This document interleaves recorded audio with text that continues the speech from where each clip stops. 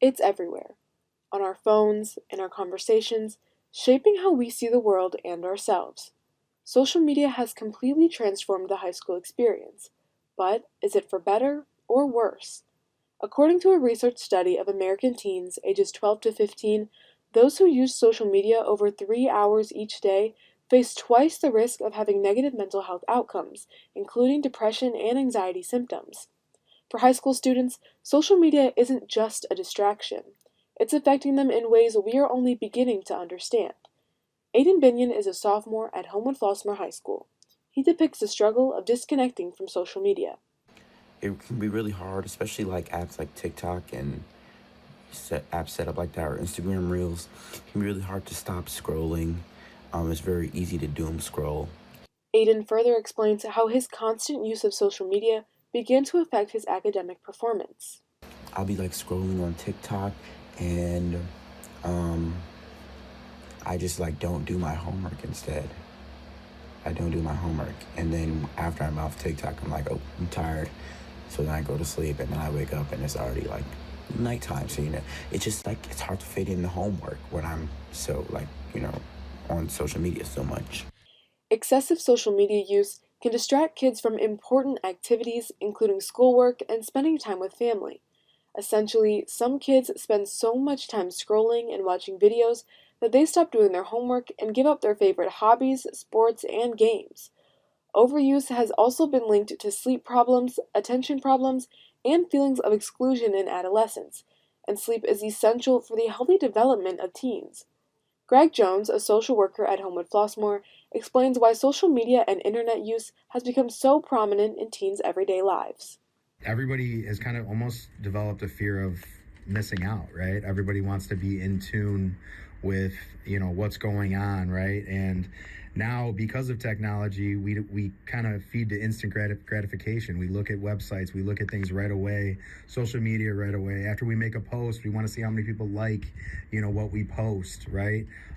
So I think it's really been incorporated just because, or been more involved in students' lives they just because they want to have, they want to feel affirmation from some other places. And I think that some of them go to social media to find affirmation.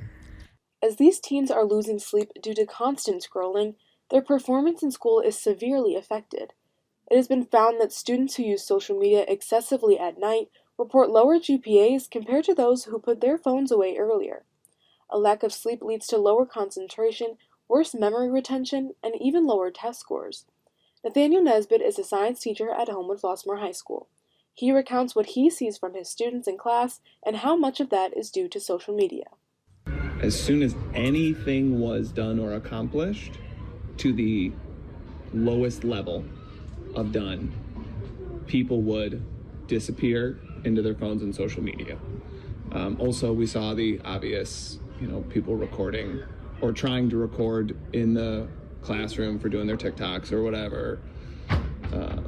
So that's what I saw prior to the policy's implementation, was as soon as someone had a spare second to get on their phone, they were on their phone. In a parental perspective, social media use by high school students raises concerns about mental health, safety, and academics, with parents expressing worries about exposure to inappropriate content, time wasting, and cyberbullying, as well as potential impacts on self-esteem, anxiety, and depression. Social media use can disrupt healthy family functioning or peer relationships, which can then lower early adolescents' performance in school. Parents may struggle to set boundaries on social media use, making it difficult to ensure their teen prioritizes school. Sarah Thompson is the mother of a 16-year-old high school student. She shares her thoughts on the uprise in social media. It's very significant, and it is something that has consumed her life since COVID, and she needs reminders to put it away sometimes. She also shares how she believes it affects her child's day-to-day life. I think she could study more if she didn't have her phone by her all the time. But I think during the day and at school, it does not impact her. So, where do we go from here? At Homewood Flossmoor High School, administrators decided they had seen enough. Too many students were distracted by their phones, texting under desks, scrolling through social media during lectures, and missing key parts of lessons. So, the 2024-25 school year became the first year they decided to implement a strict no phone policy. Phones and headphones are required to be turned off and put away. Referrals and detentions are to be given if a teacher catches a student using their devices in class. Dr. Clinton Alexander is the principal at HF High School. He notes the key parts that led to this decision. Our teacher voice, our teachers are the experts on the front line, and they said, man, they just kept coming to me back to back to back, and I would come up with a soft answer to say, no, we just got to engage them better, and we come up with some more engaging activities. They're like, yeah, that sounds good, but no, like, listen, these things are bad, right? So I started to do some research, and the more research I dug into, like, very scholarly databases, and like I'm looking at what they're saying and doing the comparisons of the lobes of the brain and how they've been activated and distracted. So I said, you know what, let's give it a try. Our teachers have spoken, the research supports them, let's try to pilot and so last summer we piloted a phone policy. Principal Alexander also highlights the changes he has seen throughout the school after the implementation of this policy. Based on the feedback that we've gotten from teachers, the dialogue in classes is much better as far as like the academic discussions, because you have less kids glued to their screens, right? You have more kids listening, more kids interacting.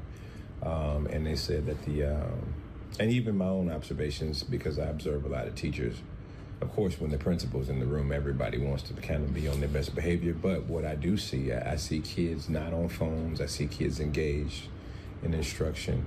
And, we think that that's going to impact not only the performance in the classroom, but on our standardized tests and our passing rate as a whole. So, we've seen some preliminary good benefits as far as engagement.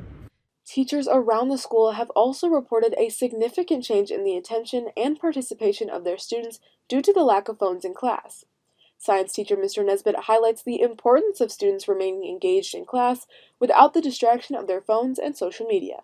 The importance of staying engaged and focused in class, it makes everything that we are doing as teachers and you are doing as students more effective. If you kind of pay attention in class and are kind of on your phone, when you get home, you're going to have to kind of redo everything, and that's going to take a lot more time to do it. Of course, enforcing the policy hasn't been seamless. Some students have shown to be more on task, while others feel the rules are too strict and argue that they should have freedom to check their phones when they finish their work. Sophomore Aiden Binion talks about his feelings on the new phone policy at school and how he has come to adjust to it. I have found it a lot easier to not be distracted by my phone while the teacher is teaching, or just while we're supposed to be doing work in class. It's kind of easy to just not be on my phone, especially when it's like they're going to take it away. Like I'd rather not be on my phone than have it taken away. There are many ways that parents, teachers, and administrators can work towards finding solutions for the negative effects of social media use on their high school students. Social worker Mr. Jones delves further into the things parents and teachers can do to encourage their kids to decrease their reliance on social media and technology as a whole. Talk about the effects of about the excessive social media use on mental health, the attention span, self-esteem, as we talked about. Model healthy use. I think this is the big thing with parents, that parents themselves use social media a lot now, right?